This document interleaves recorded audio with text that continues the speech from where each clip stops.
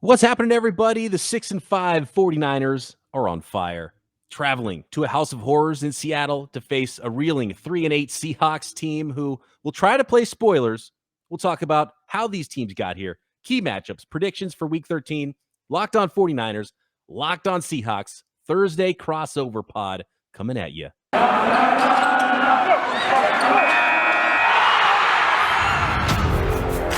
You are Locked On Seahawks, your daily Seattle Seahawks podcast.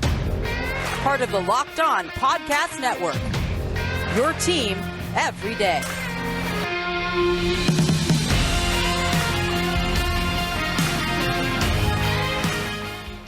Welcome to another Locked On Podcast Network crossover episode. Brian Peacock here with Eric Crocker, Locked On 49ers, and down below there is Corbin Smith of Locked On Seahawks. This episode brought to you in part by Stat Hero. It's the first of its kind daily fantasy sports platform where it's you versus the house in head-to-head fantasy matchups, winner take all. Sign up for free right now at stathero.com/lockedon. Use promo code locked on for a 100% deposit match.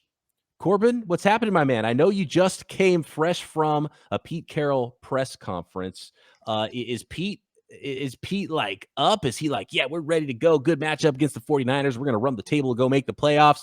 Or is he maybe looking at Maui in the offseason and maybe looking at maybe how retirement might look? And is Schneider looking at, hey, how many first-round picks can we get for Russell Wilson? Like, what's your vibe right now with this team? How are they handling a 3-8 start to the season, which is obviously hugely disappointing?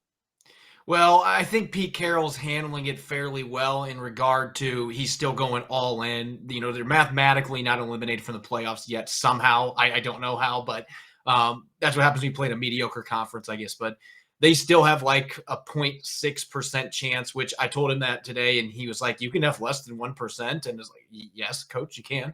I did ask him, you know, are you at the point now, this is uncharted territory, where you might want to play some younger players and start filtering them into the lineup to start preparing for the future. And he immediately shot that down. No, not at all. They're not going to be doing that. He's like, you'd love to play everybody, but we need to start blowing people out. Then they can get in the game. So I get the sense that Pete Carroll, you know, he's being his typical optimistic self that we can still get this rolling. At the same time, that it also feels like there's kind of a sense of denial in the response that he just gave there, because you're 5 games under 500. You're in last place. Your quarterback's playing the worst football of his entire career. The defense has been playing great for the most part, but it hasn't mattered. You're still losing games. It just doesn't seem like this season has any way to be salvageable at this point. And you would think that you would start wanting to play younger guys. Maybe that will be what they choose to do down the road. But right now, he's the boxer that still thinks he's got one last punch in him. He thinks his team still got one last punch in him. So they're not giving in yet. So I guess from that standpoint, he's handling it okay. To kind of help him out, and maybe, you know, some fans that may be listening, or, you know, people that cover the Seahawks as well, there is a little bit of optimism. You know, I'm going to give you guys a little bit here where 49ers were kind of in a similar situation. They were 2-4, and the question started to be asked, hey, when do you start playing some of the younger guys? And Kyle Shanahan's response was, when we are mathematically eliminated from the playoffs. But that wasn't the case, and he was still continuing to go all in on turning that season around. And to this point, now he has, right? 49ers have won 3 straight games. They are the 6th seed and really a half game out from being the 5th seed, right? They're right behind the Rams. So I believe the Seahawks are 2 games out, and they also own the tiebreaker against the San Francisco 49ers. So yeah, if I'm Pete Carroll, I'm still going all in. Like, this is not over. And if I have Russell Wilson, like, I definitely feel confident that he can potentially turn this thing around. It just takes that one win and to get the ball rolling in the right direction. You know, they haven't gotten very many wins this year to speak of. They've lost 6 of their last 7. So it's just been one of those things where each week it's been like, this will be our week. We're going to finally get this thing going, and it just hasn't happened. So I think that the optimism away from Pete Carroll, and this has even been tough on him, the eternal optimist, to be able to handle this, because just not used to this as coach of the Seahawks. They've never been in this situation since he arrived in 2010. Even the 2 teams that missed the playoffs were in the hunt in mid-December. they're really entering December barely having any life in terms of the playoffs. And a lot of these games could be meaningless with their next loss. That's just the reality. Yeah, and when it comes to being mathematically eliminated, I mean, the Seahawks are the 15 seed, and they may never be mathematically eliminated until week 18, really. And it's interesting because and look, this is what the league loves: ultimate parity.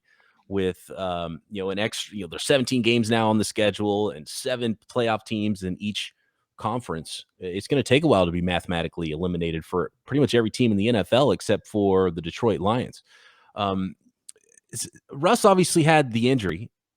Are we seeing a hangover from the injury? Did he come back too soon? Because he's playing downright bad. I can't remember a time where he just looked bad like this. And you've got weapons outside like DK Metcalf, 0 targets in the first 3 quarters. Is this an offensive coordinator thing?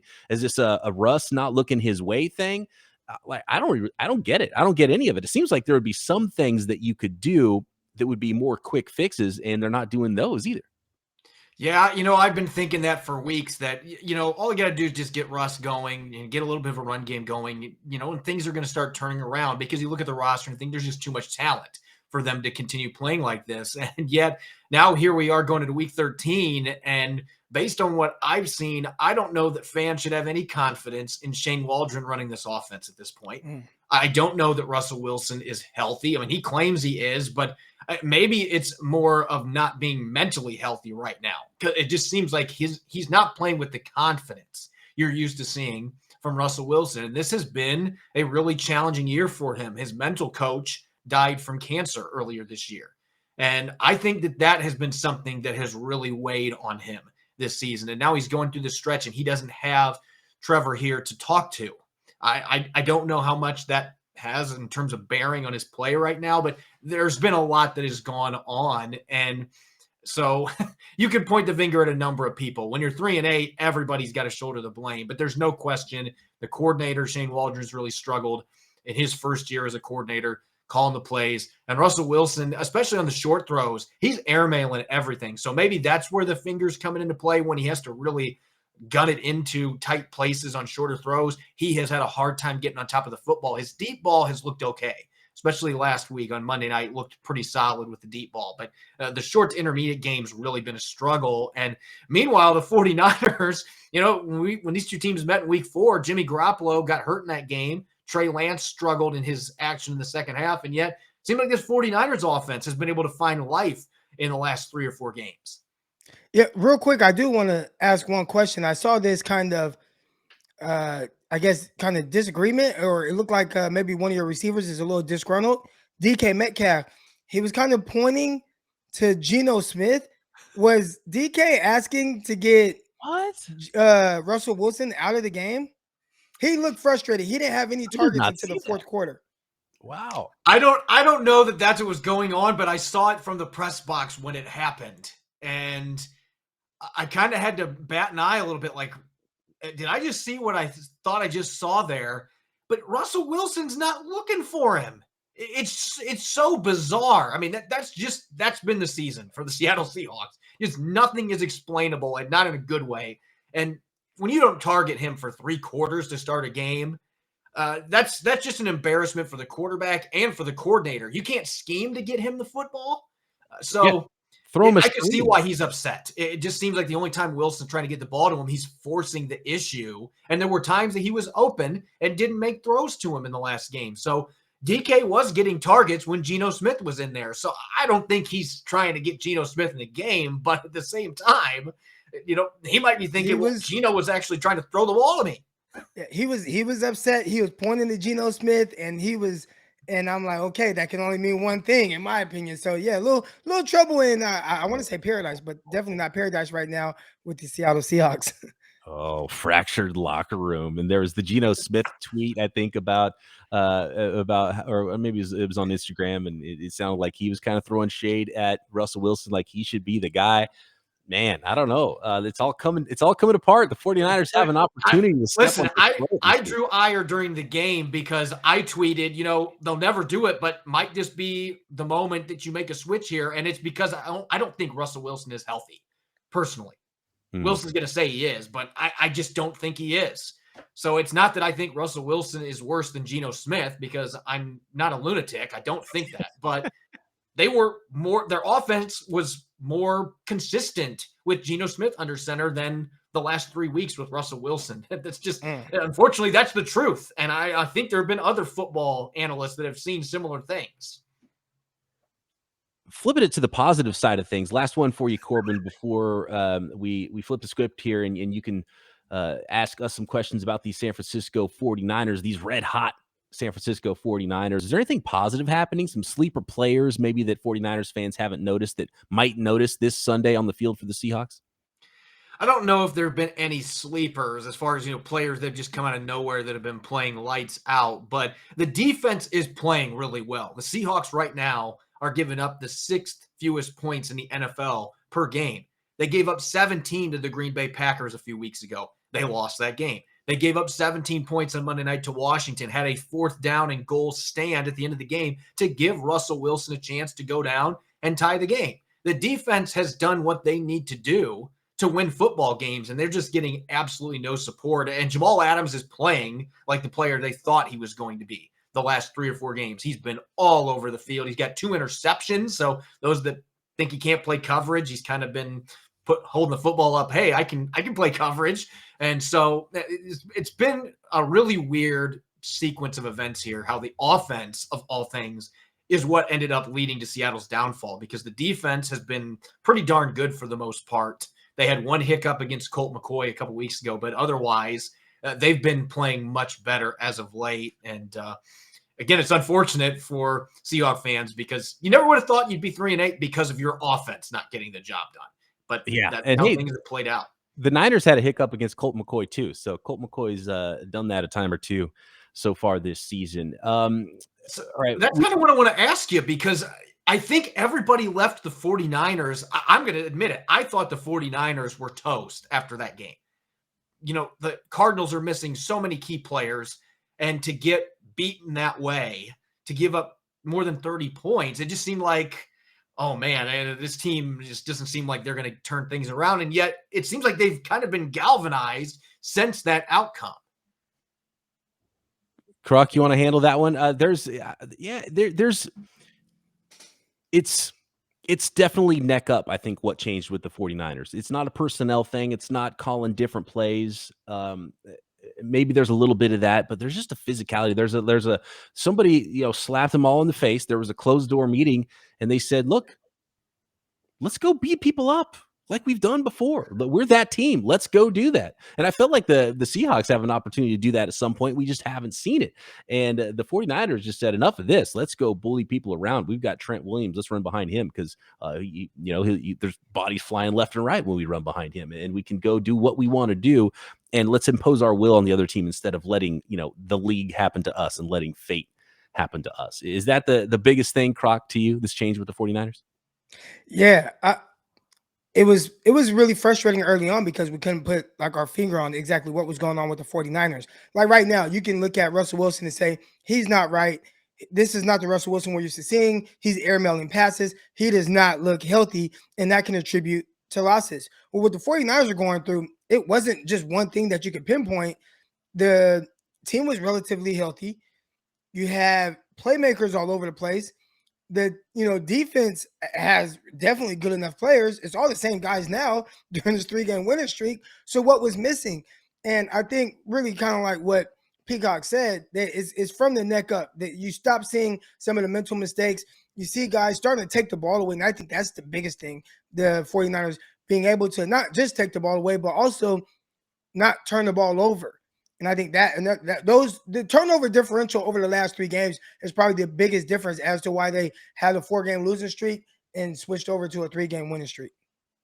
I want to pause right there and let the listeners out here know about our friends at Stat Hero before we dive deeper into this game and some key matchups and some predictions coming up, because nobody plays daily fantasy sports to lose. Although, man, it would seem like I've been playing fantasy sports to lose this season. My fantasy leagues have not been going well. Winning feels so much better, but traditional fantasy sports are a long-term losing proposition because you never know who or what you're up against. Stat Hero is the first of its kind daily fantasy sports platform where it's you versus the house in head-to-head fantasy matchups, winner take all. And here's the crazy part. Stat Hero shows you their lineups before you play, and you handpick the team you want to face one-on-one. You think that DK Metcalf breakout's coming? Maybe a Brandon Ayuk breakout's coming this week. It's been slow for DK, but maybe that's where you can slip in and get a little value for some of these players at Stat Hero. This never seen before innovation of a fantasy sports and sports betting hybrid has Stat Hero players clocking odds that are over 4 times better. Why? Because you don't have to compete against thousands of experts or unknowns. Stat Hero puts you in control of your fate. So sign up for free right now at stathero.com/lockedon. It's promo code locked on for that 100% deposit match. Stathero.com/locked on with promo code locked on for a 100% match. Again, stathero.com/locked on. All right, folks, we've got the Thursday crossover right now. Brian Peacock at BD Peacock on Twitter, Eric Crocker at Eric_Crocker from Locked On 49ers, Corbin Smith of Locked On Seahawks. Find his work at Sports Illustrated and find him on Twitter at Corbin Smith NFL. What else are you wondering about when it comes to this 49ers team ahead of this matchup Sunday, Corbin? Well, when I look at this team and I look at the way they've played as of late, everybody expected this defense was going to be really good going into the season. And I thought that was one of the bigger letdowns early on for San Francisco. You talked about the physicality, but in the couple games I've watched recently, the thing that has really jumped out to me is it seems like they have been getting after the quarterback a lot more, particularly Nick Bosa. He looks like the Nick Bosa pre-injury these last several games. How much has that made an impact on the way that this 49ers defense has played during this win streak? The pass rush is hugely important, right, Croc? Like, it's built around the pass rush. So if you don't have that, then the 49ers defense really struggles. And luckily they have had Nick Bosa doing Nick Bosa things, 11 sacks in 11 games. And if it wasn't for him, they might be in trouble because they're not getting a ton. Occasionally someone will rotate in and give him some help. And we've seen guys like Arden Key, who the Niners got off the scrap heap in the offseason, had 3 sacks in 3 games. He kind of disappeared last week. Ominahu came in, who they traded for, made 1 big play behind the line of scrimmage, but that's the only tackle he's even made as a 49er. So there's been one guy every game to make kind of a play, but it's been Bosa, and that's about it for most of the season. But luckily, the Niners have one of the better pass rushers in the league, and I think he's still continuing to get better coming off that ACL. I actually think the secondary is kind of holding things together. Again, Nick Bosa has been terrific, but he's kind of been doing it solo, and it's been a group effort. You know, a lot of times if you look at, say 2019 with the 49ers, you could say, man, that defense is firing on all cylinders because of that front. Well, right now, I don't think you can pinpoint to one level of the defense. It just looks like the D line is playing just good enough. The linebackers are playing just good enough, and same with the secondary, playing just good enough.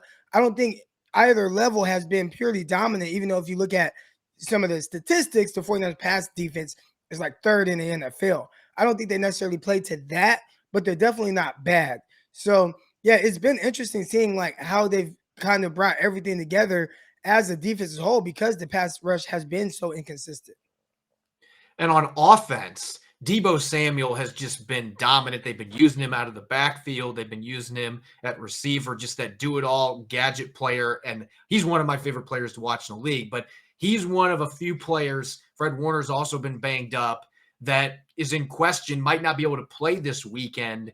How much do those injuries potentially curb the momentum that this team has had, especially when you're playing a team like the Seahawks that's so desperate to just win a game?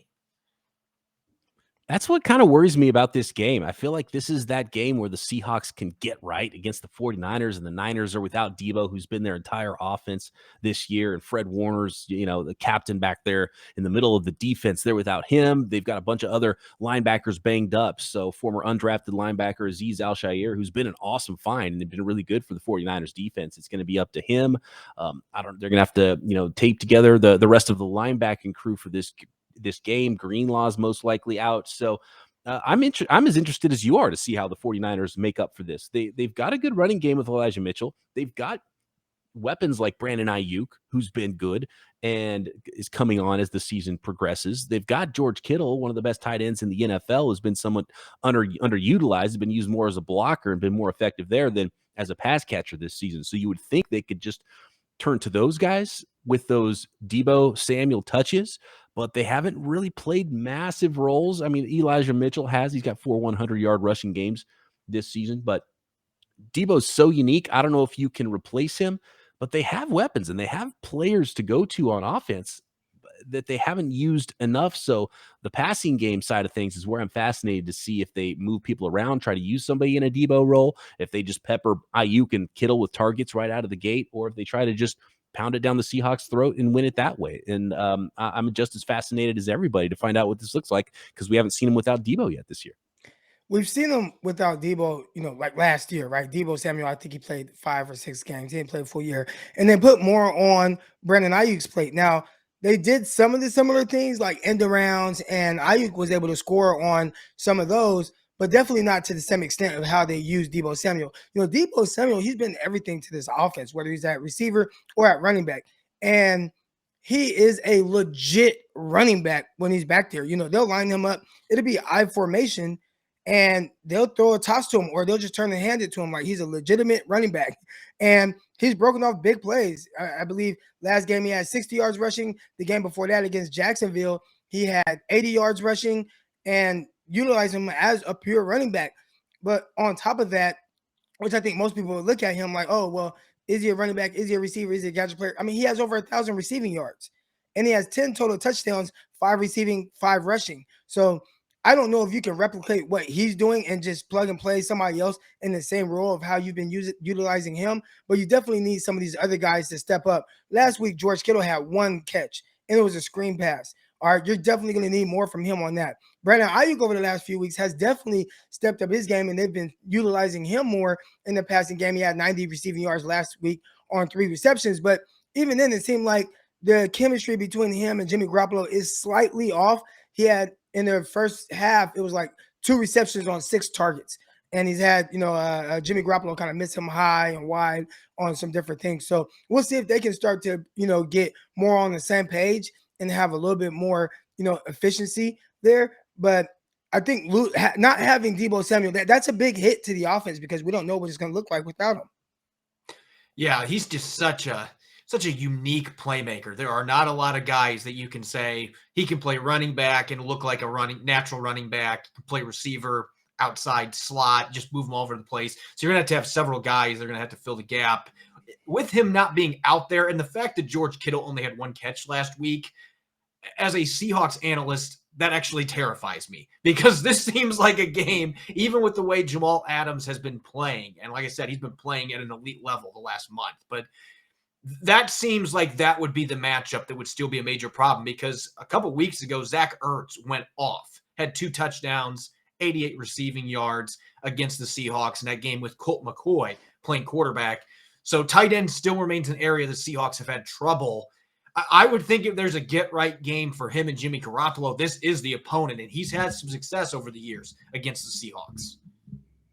That's a fantastic one. Adams versus Kittle is definitely the matchup I think I would highlight the most. And, Ayuk's a big one going against those corners for the Seahawks. But, Adams is the type of guy, and I'm sure George Kittle was part of the reason the Seahawks wanted to bring someone like Jamal Adams and pay all that to bring him in. So it's time, Jamal, this is your game. This is your guy. And for the 49ers, they have to be looking at it this week and saying, we've got to get George Kittle going. We've got to make some big plays with him. We've got to target him a lot. Kittle and Ayuk have half as many targets on the season almost as Deebo. Deebo's got 92 targets and another 25 carries, averaging 8 yards per carry, averaging 18 yards per catch. So big plays after the catch down the field. It's insane what he's doing. The 49ers have to find a way to replace that, and it's pretty obvious who those guys are going to have to be. It's going to have to be Kittle. It's going to have to be Ayuk. So Kittle versus Adams is going to be a lot of fun. Who is Ayuk going to be seeing most? And by the way, how's DJ Reed? How's our guy DJ Reed doing over there? Well, he missed a game 2 weeks ago, but he had another nice bounce back performance. Ever since they moved him back to right corner, he's been playing really good football. The secondary in general for Seattle, as bad as it was at the cornerback position in particular, the first 4 or 5 games, they really have looked a lot better. And Sidney Jones now has kind of come into his own the last few weeks because their promising rookie Trey Brown suffered a patellar tendon injury. So that was a huge blow to their secondary because he looked fantastic the first 3 starts that he had. Looked like they found a keeper there. Hopefully he can come back healthy and not miss a step. That's a pretty significant injury to come back from. But DJ Reed's been playing well. Sidney Jones last couple of weeks has looked pretty good. He's been active, coming up and hitting people too. So he's done some nice things for him. And like I said, both the safeties are playing really well. The defense has done what it has needed to do. So they're going to go into this game, especially without Deebo Samuel playing for the 49ers. They're going to come into this game confident on defense with the way that they have been playing. They just have to get some darn support. And that's just been something that has not been there for close to 2 months. They've just not gotten support from their offense. All right, we've got to move on. We've got to make some predictions in this game for Week 13 before we run out of time here on this Thursday crossover podcast. But I got to remind the folks out there about Bet Online, who has you covered all season for more props, more odds, and more lines than ever before as football season continues to march toward the playoffs for some teams. Bet Online remains your number one spot for all the sports action this season. Head over to the new updated desktop or mobile website.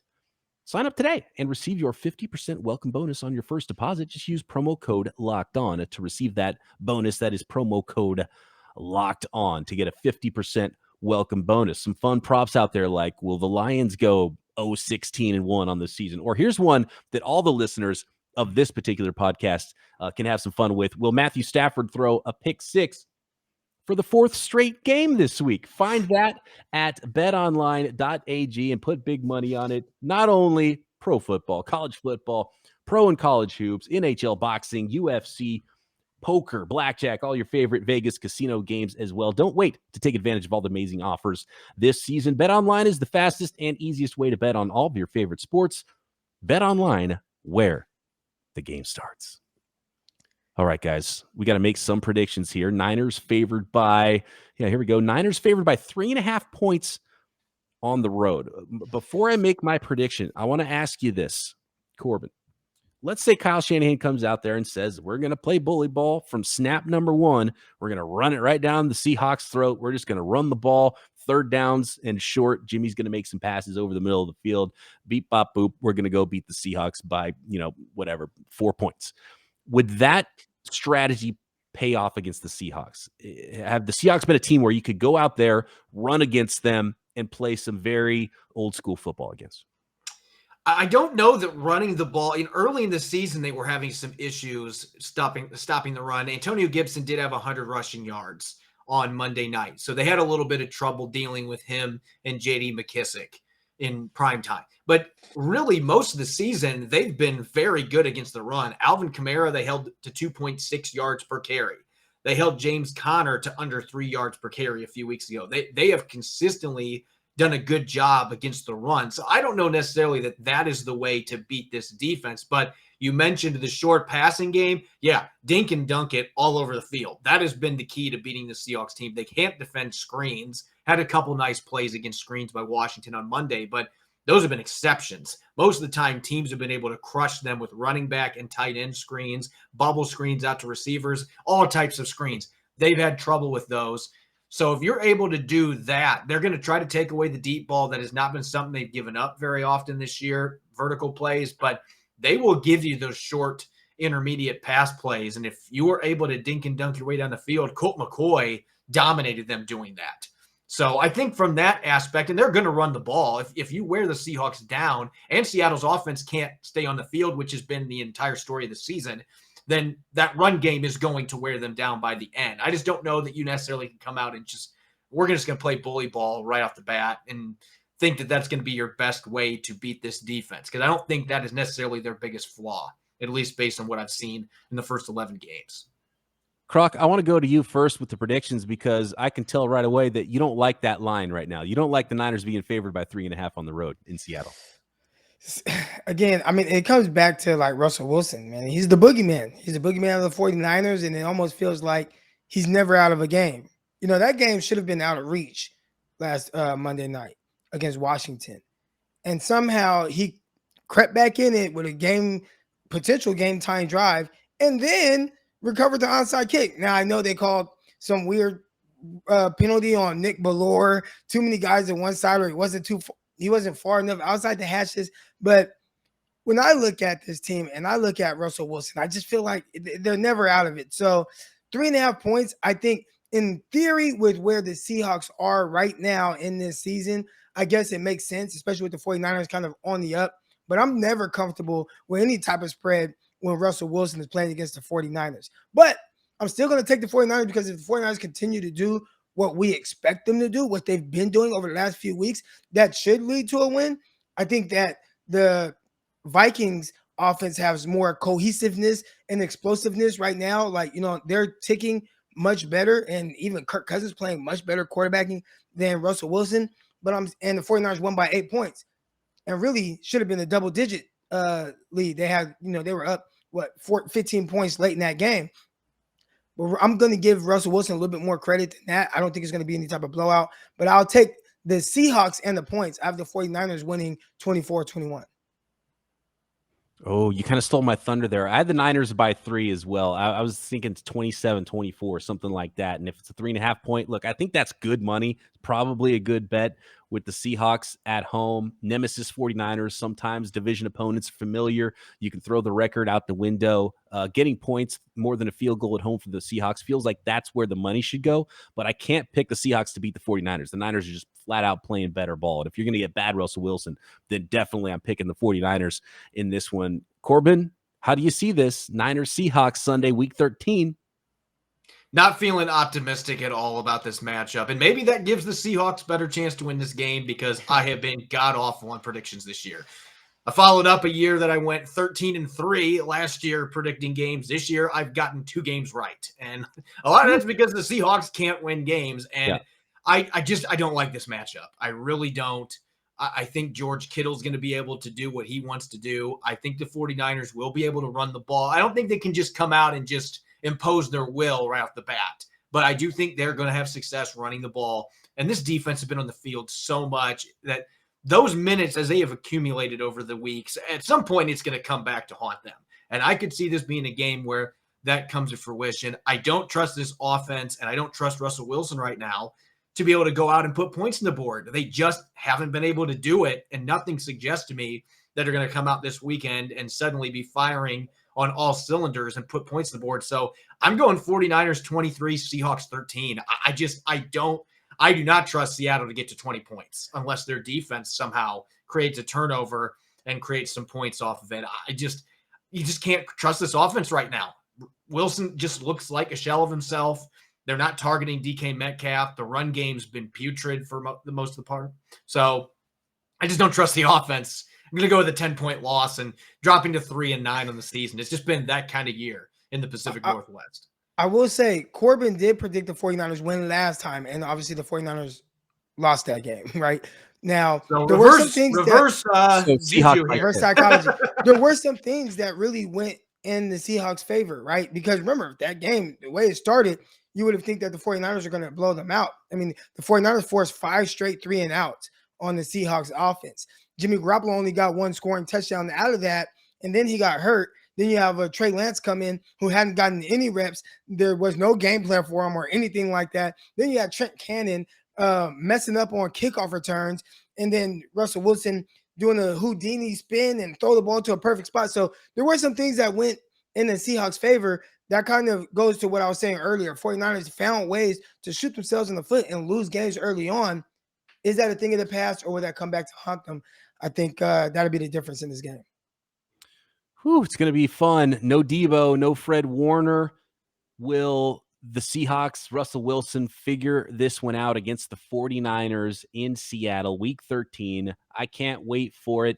Corbin, always a pleasure chatting with you, my man. Thanks for jumping on our YouTube channel for the first time. We've been on your YouTube, but now we got the Locked On 49ers YouTube channel going as well. So thanks to you, and say hi to all the Seahawks listeners out there for us. And Croc and I, as always, on Locked On 49ers, will be back. Thanks for making Locked On 49ers and Locked On Seahawks your first listen every day, respectively. Back at it tomorrow, right here on the Locked On Podcast Network.